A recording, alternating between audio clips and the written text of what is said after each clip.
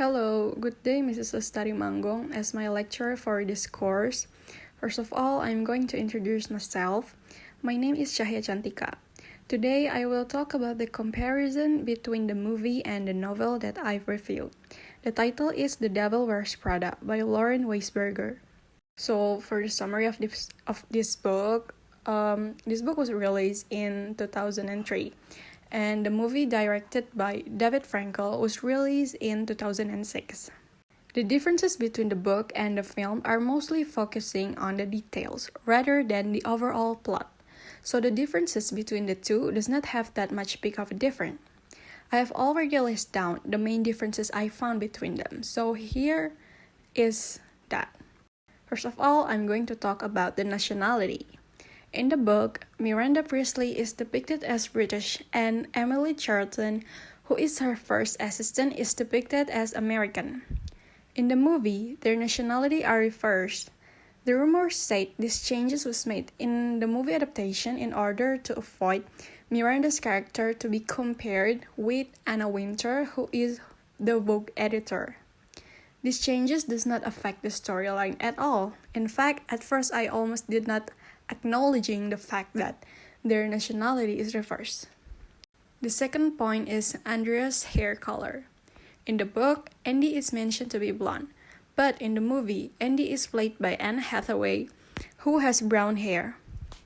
It's the same thing as previous point, that these changes doesn't affect the plot at all, so it's not really something to be concerned about.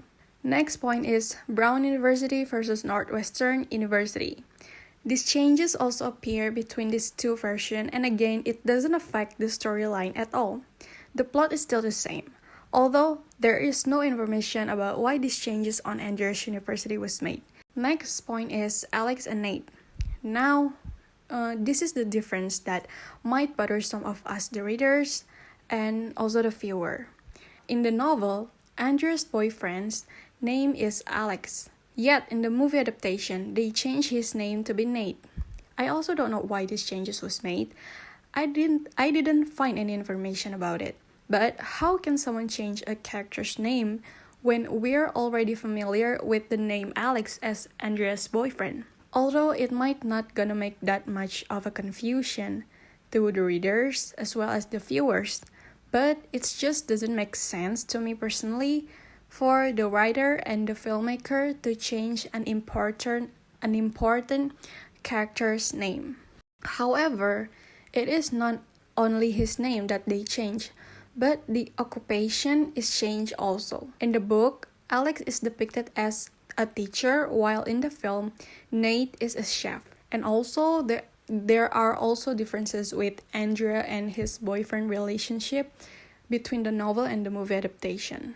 So in the book, their relationship is completely over, while in the film, it seems that they experiencing some reconciliation, even though we don't know whether they got back together or not. This change, somewhat I can say is a good change because I like the idea how the film wants to tell us that Andy can eventually solve her problem and salvage the pieces of her previous life before becoming an employee on the Runway magazine. This made me like the movie adaptation more than the novel because it just feels more realistic to me. Because people made mistakes and she deserved to have her happy ending with her boyfriend because their relationship were strong before she joined the Runway magazine company. The fifth difference is Andrea's escape from Miranda's clutches. So in the movie adaptation, they choose a different approach to deliver the story of how Andy was escaping. In the book, it is depicted quite dramatic that Andrea loses her temper with Miranda. In the film, Andrea simply throws her phone to reject any further calls from Miranda. There is no big showdown between the two women, however. It might be gonna be really interesting if the two had fight just like what on the novel was written. But it's not a big deal that they made these changes. And I think it's also quite interesting to see two different scenarios leading to the same outcome. So, which is better? If you ask my opinion, which one is better to me, I prefer the movie adaptation because The reason behind it is just I find the movie adaptation to be more entertaining rather than the novel. And the story from the book can seem a bit repetitive, while the story in the movie is more brief but comprehensive. Also, the characters from the movie seems more complex than the novel version. The important thing to understand is that the movie and the book focus on different things.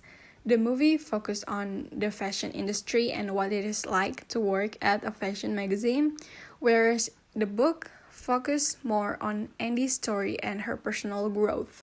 Next that I'm going to discuss is what can novels do that the films cannot, according to Chapman. So, according to Chapman, narrative films do not usually allow us time to dwell on plenteous details. When we watch a scene, we only watch it in a matter of seconds. But when we read a story in narrative form, we can always go back and have a closer look at the description. Film does not describe at all, but merely present. For example, we have this scene that only lasts for a few seconds in the movie. Pick up my shoes from Blahnik and then go get Patricia.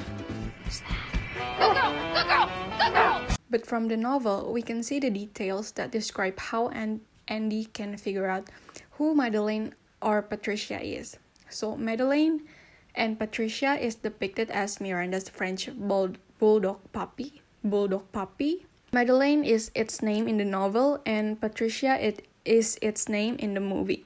The textual narrative that the writer provides for this scene is worth 4 pages of the book, whereas in the movie, it only shows for a few seconds, picturing how Andy's struggling to walk the dog. I think that's all for my presentation. Thank you for watching and stay safe.